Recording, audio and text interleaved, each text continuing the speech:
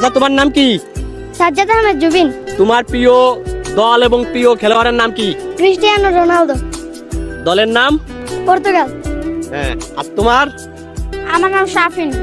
আর তোমার প্রিয় খেলোয়াড় এবং দলের নাম কি? আমার প্রিয় খেলোয়াড়ের নাম হলো মেসি। আর দল? আর্জেন্টিনা। তাহলে কংগ্রাচুলেশন, আমু আর্জেন্টিনা এবং মেসির। তোমার?